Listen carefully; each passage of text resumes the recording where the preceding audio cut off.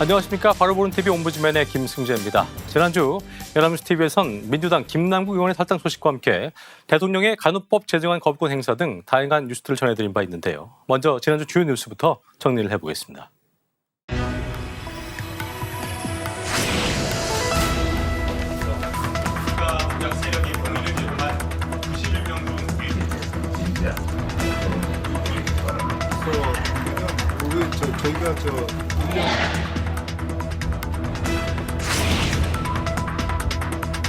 법안은 이와 같은 유관 직역간에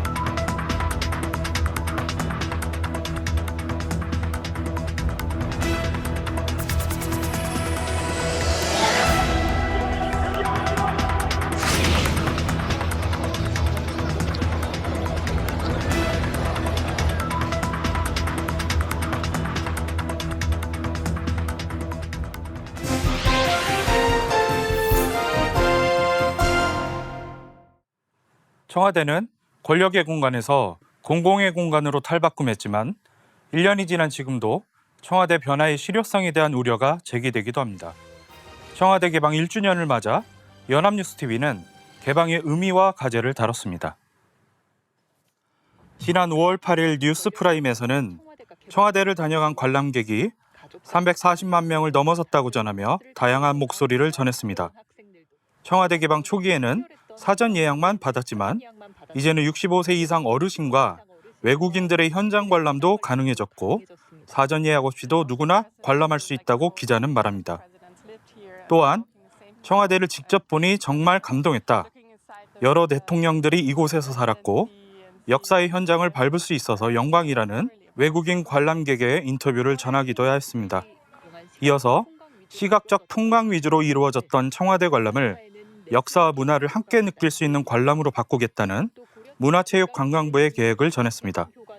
또한 이미 초기 개방 효과를 누린 만큼 관람을 일부 제한하고 차별화된 콘텐츠와 청와대 관리 및 보존에 대한 장기적 플랜을 마련해야 한다는 일부 의견을 전했습니다. 문화체육관광부는 청와대 개방 1주년을 맞아 청와대 운영과 활용을 강화하겠다고 밝혔습니다. 문체부는 청와대를 세계적인 역사 문화 명소로 자리매김하기 위해 안내 시스템과 시설을 개선하고 K관광의 대표적 상징으로 탈바꿈시키기 위해 노력하고 있다고 합니다. 박종석 장관은 2년 차에는 청와대만의 품격과 가치를 보여줄 수 있는 다양한 프로그램으로 청와대 체험을 강화하고 다양한 문화예술 공연을 개최할 계획이라고 합니다. 하지만 청와대를 세계적인 관광 명소로 만들겠다는 정부의 목표에는 시급히 해결해야 될 과제가 산적해 있습니다. 부족한 휴식 공간과 외부 음식물 반입 금지 등의 문제로 인해 방문객의 만족도가 떨어지고 있고 영빈관 출입 제한에 대한 논란은 여전히 진행 중입니다. 전시물 부재 그리고 불충분한 안내와 설명은 건물의 역사적 맥락과 동떨어진 느낌을 더욱 가중시킵니다. 역대 대통령 상징물 전시 및 오디오 가이드 제공 계획이 아직 시행되지 않는 등 외국인 관람객을 위한 서비스도 개선이 필요하다는 언론의 보도도 있었습니다. 청와대의 실제 활용도와 그 의미에 대한 인식은 개인마다 다릅니다. 어떤 사람들은 청와대를 존경받는 문화유산이자 아름다운 공간으로 여깁니다. 반면에 어떤 사람들은 부정적인 기억과 연관시킵니다. 청와대가 민주주의 교육과 화해 공간인지 전직 대통령의 유산을 보존하는 성역일지 아니면 모든 시민이 이용할 수 있는 공원으로서 더욱 적절한지에 대한 논의는 충분치 않습니다. 다만 청와대를 관광공간으로 브랜딩하는 데만 집중한다면 청와대의 보존과 효과적인 관리라는 중요한 측면이 가려질 수 있습니다. 핵심은 대중의 접근성에만 초점을 맞추는 것이 아니라 활용의 경계를 결정하는 것입니다. 청와대 내 상업적 활용을 금지하는 기존 규정에도 불구하고 검증되지 않은 상업적 활용 허가로 인해 절차적 문제가 제기된 사례도 있습니다. 이러한 문제를 해결하기 위해서는 역사적, 상징적 의미에 대한 종합적인 연구와 국민적 공감대 형성이 필요합니다. 국가 브랜딩이라는 미명하에 문화정책과 문화산업의 통합은 종종 그 근본적인 목표와 의도보다 피상적인 요소에 우선순위를 두는 경우가 많습니다. 결국 충동적인 정책기획과 집행으로 인해 지속가능한 정책을 위한 장기적인 계획과 체계적인 수립이 저해될 수 있다는 우려가 제기되고 있습니다. 연합뉴스TV는 1년 전 청와대 개청 당시의 상황을 종합적으로 보도했습니다. 지금도 청와대 개방과 용산 이전을 둘러싼 다양한 정치적 논쟁이 계속되고 있습니다. 관람객의 목소리에 귀를 기울이는 것도 중요하지만 문화유산으로서 또는 문화공간으로서 실질적인 효과와 향후 발전 가능성을 평가하기 위한 비판적 보도가 요구된다고 할 것입니다. 지난해 처음 불거져 재조명된 아이유의 표절 논란은 아이유의 곡과 국내외 아티스트의 곡을 비교하는 영상이 유포되면서 온라인에서 논쟁을 불러일으킨 바 있습니다. 연합뉴스TV는 표절 관련 고발장 접수 기사를 보도하였습니다. 지난 12일 방송된 뉴스워치에서는 가수 아이유가 음원 표절 혐의로 고발당한 가운데 아이유 측이 이미지에 흠집을 내려는 것이라고 주장했다고 보도하였습니다. 아이유의 소속사 이담엔터테인먼트는 지난 12일 고발인은 작곡가가 아닌 오로지 아이유만을 상대로 표절 의혹을 제기하고 있다며 수사 결과에 따라 고발인 등에 대한 책임도 묻겠다는 입장을 밝혔다고 전했습니다. 고발 대상이 된 곡은 분홍신과 좋은 날, 삐삐 등 6곡이며 고발인은 원저작권자가 아닌 일반 시민이라고 전했습니다. 한편 이에 앞서 11일 방송된 뉴스메이커는 더욱 자세한 내용을 다뤘습니다. 기자는 지난 8일 아이유가 음원 표절 혐의로 고소당했다는 소식을 전하며 고발인은 아이유가 관련 법률을 반복적으로 위반했다고 주장하며 법적 해결을 요구하고 있다고 전했습니다. 이어 기자는 고발 배경에 대해서는 여러 차례 표절 의혹 제기가 있었지만 어떠한 해명도 하지 않은 채 문제를 제기하는 SNS 게시물을 삭제하도록 해 결국 고발을 하게 됐다고 했습니다. 더불어 과거 분홍신의 경우 지난 2013년 공개된 해외 뮤지션 넥타의 히어스 어스를 유사한 부분이 많다며 표절 논란에 휩싸인 바 있다고 전하며 유명 작곡가인 방시혁, 김영석 씨 역시 아이유 씨를 지지하고 나선 사실을 전했습니다. 타 언론 보도에 따르면 고발장은 6곡의 인트로가 곡의 분위기, 정체성, 공익성 등을 고려할 때 표절 의심이 있다고 적시하고 있다고 합니다. 그러나 팬들과 전문가들은 표절 의혹에 대해 반론을 제기하고 있습니다. 그들은 언급된 유사점이 표절이 아니라 음악 장르에서 일반적으로 사용되는 표현과 클리셰라고 주장하고 있습니다. 과거 가수 겸 제작자인 박진영 씨가 작곡하고 아이유가 부른 썸데이를 표절곡으로 볼 수 없다는 대법원 판결을 그 근거로 들고 있습니다. 게다가 표절 의혹이 제기된 노래들이 아이유가 작곡을 시작하기 전에 다른 사람들이 작곡한 곡이 대부분이며 악보를 비교하면 분명한 차이가 있음을 강조합니다. 그리고 표절 의혹이 제기된 작곡가는 유사한 부분만 선별적으로 비교 편집한 유튜버에 대해 유감을 표명했습니다. 지난 14년 동안 다른 작곡가로부터 표절 시비를 받은 적이 없다는 점을 강조하며 이러한 비난의 의도를 의심했습니다. 그는 표절은 개인적인 고소이기 때문에 제3자의 고소나 고발은 법적 효력이 없다고 설명하기도 했습니다. 아이유의 표절 의혹을 둘러싼 논란은 표절의 정의와 해석에 대한 폭넓은 논의를 촉발시켰습니다. 음악 작곡의 주관적인 특성을 고려할 때 유사성만을 기준으로 표절 판단하는 것은 어려운 작업이 될 수 있습니다. 전문가들은 업계 내에 공유되는 창작 과정의 특성이 이러한 유사성에 기여하기 때문에 명확한 경계를 설정하기 어렵다고 주장합니다. 게다가 저작권 소유자와 무관한 일반 시민에 의해 고발이 제기되었다는 사실도 고려해야 합니다. 표절 사건은 일반적으로 원저자 또는 법에서 지정한 개인이 직접 고소해야 하므로 제3자 고발의 정당성에 의문이 제기될 수 있습니다. 이러한 복잡한 상황 속에서 법적인 측면과 음악의 창작 특성을 모두 고려한 조사가 중요합니다. 아이유 표절 논란의 해결 여부는 가수의 명성 회복뿐만 아니라 음악 산업 내에서 유사한 분쟁을 처리하는 데 중요한 가이드라인을 제시할 수 있습니다. 연합뉴스TV 역시 이러한 다양한 사안의 관점을 더욱 자세하게 다뤄서 단순한 의혹의 전달이나 나아가 논쟁을 확산하는 것이 아닌 그 해결과 이해를 위한 매개 역할을 해야 할 것입니다. 따라서 가요계 표절 분쟁 사례를 면밀히 살펴보고 후속 보도하는 것이 중요할 것입니다. 최근 연일 신기록을 갱신하는 걸그룹 피프티피프티가 언론의 주목을 받고 있습니다. 연합뉴스TV 역시 그들의 빌보드 차트 기록 갱신을 반복적으로 보도하고 있습니다. 지난 5월 10일 뉴스 현장에서는 걸그룹 피프티피프티의 큐피드가 빌보드 핫백 차트 19위에 올랐으며 지난 3월 핫백에 처음 입성한 이후 7주 연속 차트에서 자리를 지키고 있다고 전했습니다. 그리고 지난주 41위에서 22계단이나 상승해 K-팝 걸그룹 단독곡으로는 가장 높은 순위에 올랐다고 전했습니다.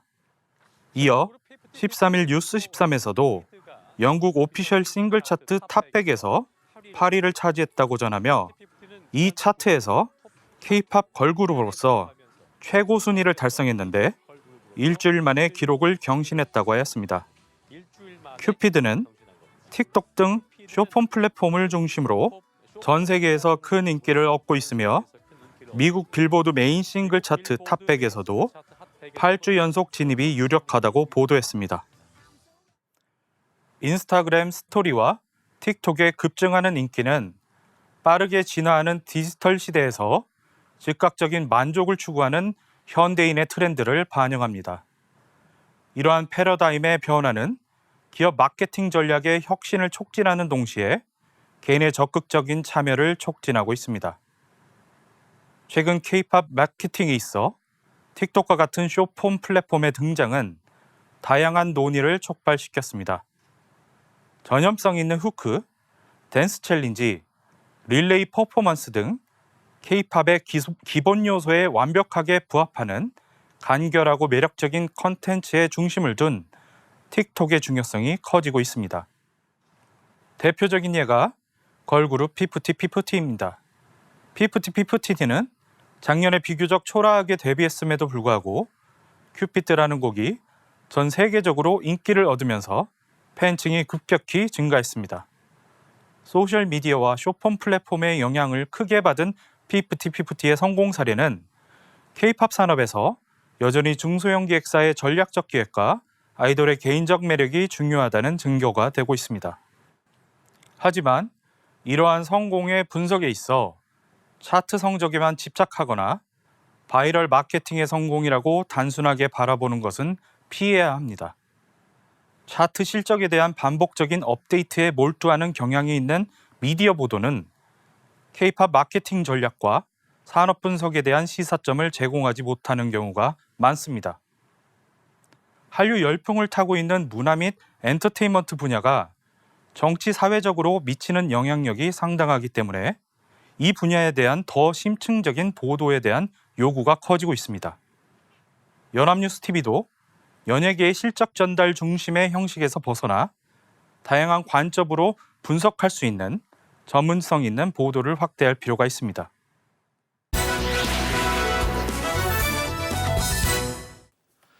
자, 이번 시간은 주말에 방영되는 제작 프로그램을 대학생의 시선으로 분석하고 평가해보는 시간이죠. 캠퍼스 TV 리포트입니다.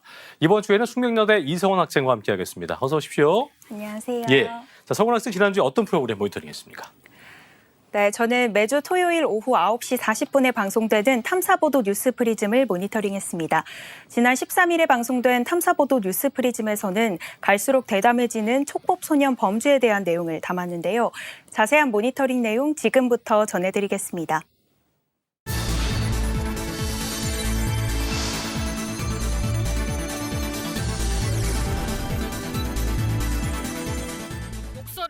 방송은 소년범죄의 실태를 알아보는 내용으로 시작합니다. 파출소에 잡혀온 13살 소년이 경찰에게 욕설과 발길질을 하며 난동을 부리고 있는데요. 택시를 탄 뒤 택시비를 내지 않아 파출소에 잡혀온 뒤 난동을 부렸지만 만 14살 미만 촉법소년이기 때문에 형사처벌이 아닌 보호처분만 받았다고 합니다. 이 사건은 현행 촉법소년제도의 타당성 논란을 점화시켰다고 합니다. 이뿐만 아니라 인천에선 초등생 등 10대 일당이 40대 남성 1명을 집단 폭행하는 사건도 발생을 했다는데요. 둔기로 폭력을 행사하는 것은 물론이고 뛰어내려와 발차기까지 하는 모습입니다. 지난해에는 초등생이 포함된 10대 일당이 금은방을 털어 붙잡히는 일도 있었지만 귀금속을 훔친 12살 비구는 가정법원으로 넘겨졌다고 합니다. 지난해 법원에 접수된 촉법소년 사건은 2018년 9,051건에서 2022년 16,836건으로 무려 5년 사이 86%가 늘었다고 합니다. 시민들은 촉법소년 자체가 청소년을 보호하자는 취지로 만들었는데 지금은 그 수준을 넘어선 범죄를 저지르고 있다. 촉법소년이라는 걸 알고 저지르는 경우가 있다는 걸 알고 있다는 등의 인터뷰를 전하며 대책 마련에 입을 모았습니다. 이용혁 건국대학교 경찰학과 교수는 소년법의 취지는 그대로 존중하되 나이만 어렸을 뿐이지 실제 범죄에 대한 지능 자체는 성인 못지않은 소년들에 대해서는 엄중한 법의 대가가 필요하다는 말을 덧붙였습니다. 이어서 방송은 입법부 상황을 되짚어 보았는데요. 현재 국회에 어떤 개정안들이 발의가 되어 있는지, 어떤 비슷한 법안들이 쌓여 있는지 살펴봤습니다. 지난해 12월 정부는 촉법소년 기준 나이를 현행 만 14세에서 13세로 한 살 낮추는 개정안을 국회에 제출했습니다. 재범 방지와 교화를 위해 보호관찰 전담 인력을 늘리는 내용 등도 포함이 되어 있는데 여야를 가리지 않고 연령을 13세나 12세로 낮추는 내용의 법안들이 국회에 계류돼 있다고 합니다. 쌓여있지만 진행이 안 되는 이유는 연령 하향에 대한 사회적 합의나 개별 의원들 간의 합의가 이루어지지 않았을 뿐 아니라 당장 시급히 처리해야 할 안건들에 밀리다 보니 논의에 속도가 붙지 않고 있다는 겁니다.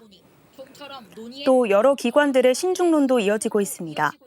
대법원과 국회 입법조사처를 비롯해 일부 전문가들은 단순히 연령을 낮추는 것만이 능사가 아니라 처벌 강화와 관리 교육에 이르는 일련의 정책이 탄탄하게 뒷받침되어야 한다고 입을 모으는데요.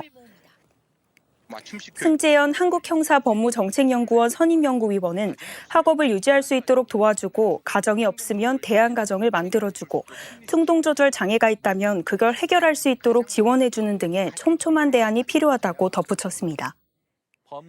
범죄를 저지르는 나이는 어려지는데 범죄 강도는 높아지면서 현재 촉법소년 관련법이 피해자보다 가해자의 인권을 우선시한다는 지적도 많다는데요.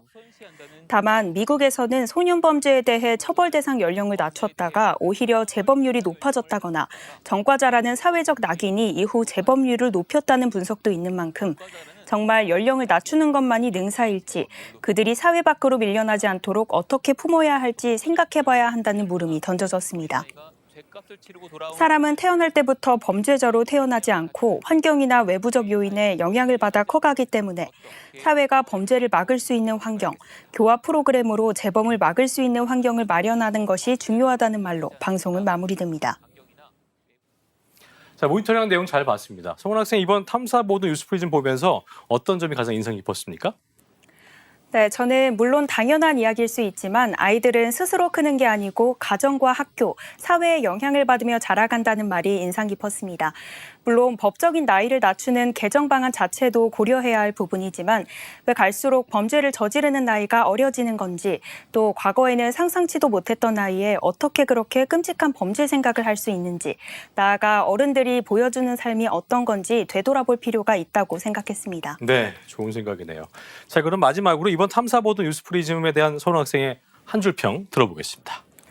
네, 저의 한 줄 평은 어떤 식의 방향이든 해결이 필요한 촉법소년 문제 쌓아놓지만 말고 이젠 움직여야 할 때입니다. 네, 공감 가는 한 줄 평까지 잘 들었습니다. 지금까지 숙명여대 이성원 학생과 함께했습니다. 오늘 말씀 고맙습니다. 고맙습니다.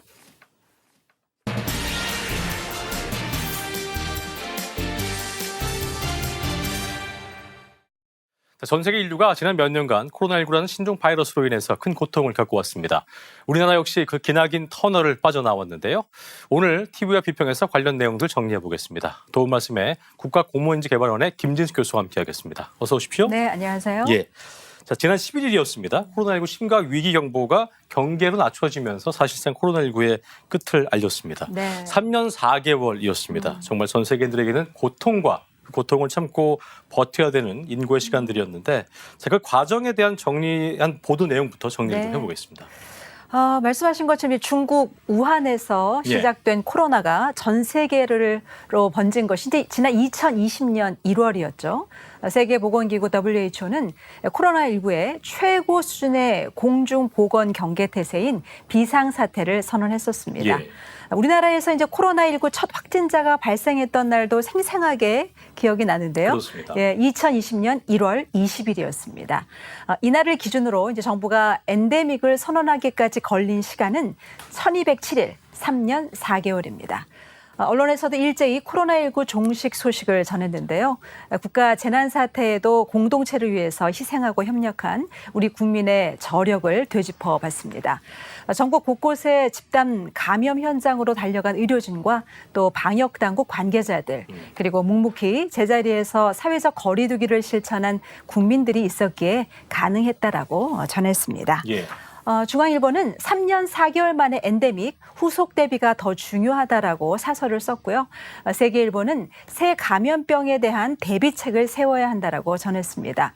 코로나19 종식 선언은 반가운 일이지만 그렇다고 안심하기에는 아직 이르다는 것입니다. 단계를 낮추기는 했지만 엄밀히 말하면 코로나가 완전히 끝난 것은 아니기 때문에 또 개인과 민간의 자율 방역이 더 중요하고 또 방역 당국은 한시도 긴장의 끈을 놓아서는 안 된다라고 강조했습니다. 한국일보는 그동안 드러난 공공의료 체계의 문제점을 지적했습니다. 공공의료 인프라를 확대해야 하고 또 체계적이고 세부적인 매뉴얼도 마련해야 한다라고 밝혔습니다. 특히 감염병 위기 속에서 생계 걱정에 놓이게 되는 국민들을 위한 복지 시스템의 점검도 필요하다라고 덧붙였습니다. 경향신문은 격리 의무가 사라지면 확진된 노동자들이 일터로 내몰릴 것이라는 우려가 있기 때문에 아프면 쉴 수 있는 직장 내 합의와 또 제도 보완이 필요하다라고 지적했습니다. 또 팬데믹으로 심화된 양극화를 풀어야 할 과제가 남아 있고 코로나19의 사회적 후유증을 어떻게 극복하느냐에 따라서 또 다음에 올 팬데믹의 어떤 대응 역량도 결정될 것이라고 전했습니다. 그렇군요. 자, 코로나19가 끝을 알리면서 이제 국민들이 완전한 일상 회복 단계로 진입을 하게 되기 때문에 사실 내수 활성화 대책도 논의가 되고 있는 상황인데요. 코로나19 종식에 대한 평가와 함께 달라지는 건 좀 뭐가 있는지 관련 보도를 짚어보죠. 네, 최근 이제 우리나라의 수출이 5개월째 감소세를 이어가고 있는데요. 그렇습니다. 앞으로도 이런 수출 감소는 계속될 것이라는 전망이 지배적이죠. 예. 이런 상황에서 우리 경제의 또 다른 축인 소비 역시 부진을 면치 못하고 있습니다. 거리두기 해제와 또 일상 회복에 따라서 소비가 급증할 것으로 예상했지만 고물가 또 고금리의 영향으로 당초 기대에는 미치지 못하는 실정입니다. 예. 게다가 이제 우리나라를 찾는 관광객보다 이제 해외로 나가는 내국인 여행객들이 늘면서 예. 오히려 해외에서 돈을 쓰는 형국이 벌어지고 그렇죠. 있습니다. 이에 따라서 정부는 내수 활성화 대책을 빠른 속도로 집행하기로 했는데요. 소비 회복과 관광객 유입을 목표로 다양한 쿠폰과 할인, 또 상품권 등 소비 지원 행사를 대대적으로 펼칠 것으로 보입니다. 언론에서는 코로나19 장기화와 또 복합적인 위기로 어려움을 겪고 있는 관광업과 골목상권, 또 소상공인 등 취약 부분 중심의 맞춤형 지원책이 필요하다라고 전했습니다. 예. 동아일보는 자영업 부채가 1,000조 원에 달하고 또 최고치에 이른 연체율에 대한 선제 대응이 급하다라고 전했습니다.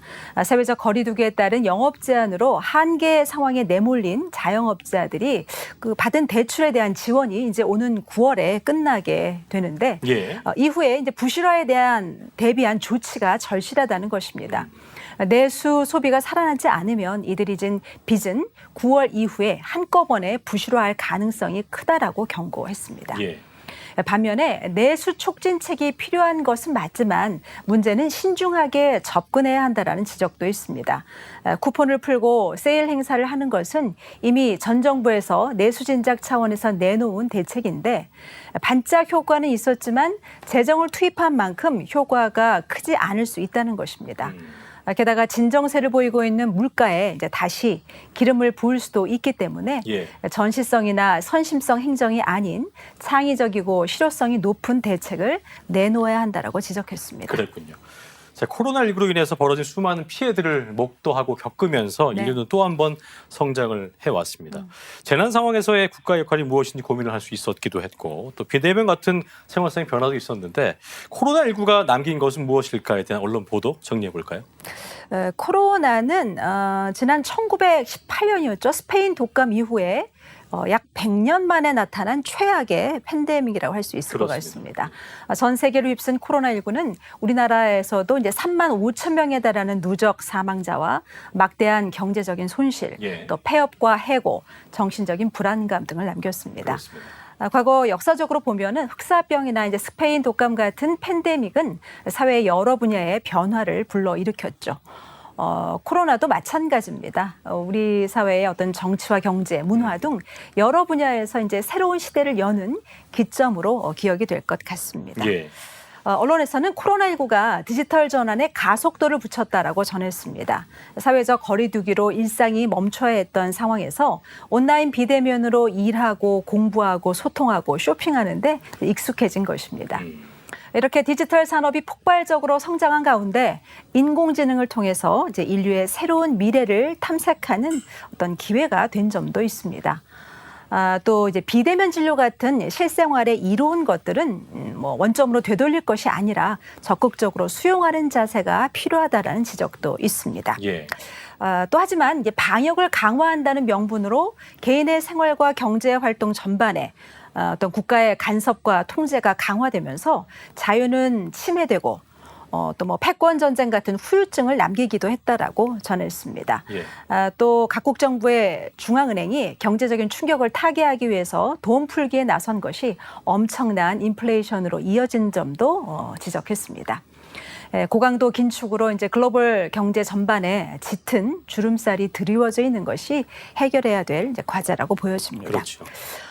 또 이제 정신적인 측면에서의 후유증도 좀 짚어봐야 될 것 같습니다. 언제 또다시 새로운 변이 바이러스가 등장할지 모른다는 불안감에서 자유로울 수 없는 것이 현실이죠.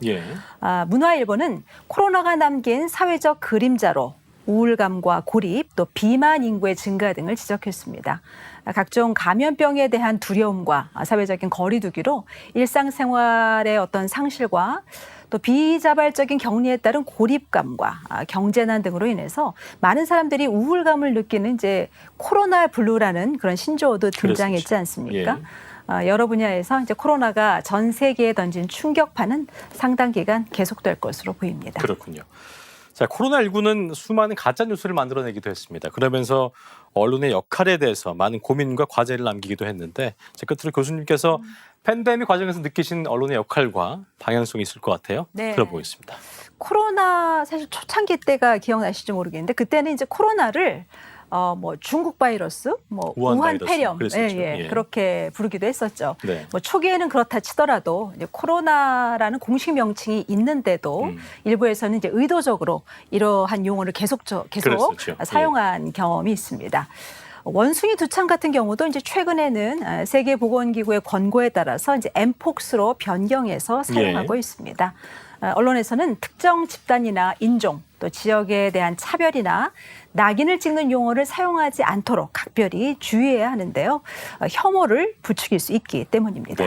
이러한 표현은 취약한 이들을 고립시켜서 숨게 만들고 결국 예방에 악영향을 줄 수 있기 때문에 단어 하나하나의 영향력과 파급력을 충분히 고려해서 신중해야 할 것입니다. 또 뭐 메르스나 코로나 같은 신종 바이러스와 관련한 무분별한 가짜 뉴스가 유포돼서 국민들의 불안감을 가중시켰던 것도 기억이 나는데요. 언론은 신종 감염병과 관련한 확인되지 않은 사실은 팩트 체크 등 철저한 검증을 통해서 국민들의 혼란을 바로잡는 역할을 해야 할 것입니다. 정확하고 공신력 있는 정보를 적시에 전달해서 이제 국민들이 새로운 감염병에 신속하고 적절하게 대응할 수 있도록 중요한 역할을 해야 할 것입니다. 예, 알겠습니다. 여기까지 도움 말씀에 국가공무원인재개발원의 김진숙 교수와 함께했습니다. 오늘 말씀 고맙습니다. 네, 고맙습니다. 네. 자, 저희 옴부즈맨 제작진은 여러분의 다양하고 소중한 의견들을 기다리고 있습니다. 방송을 보시고 느낀 소감을 연합뉴스 TV 홈페이지 내 시청자 게시판이나 SNS로 보내주시면 됩니다. 저희는 다음 주 시간에 다시 인사드리죠. 여러분 고맙습니다.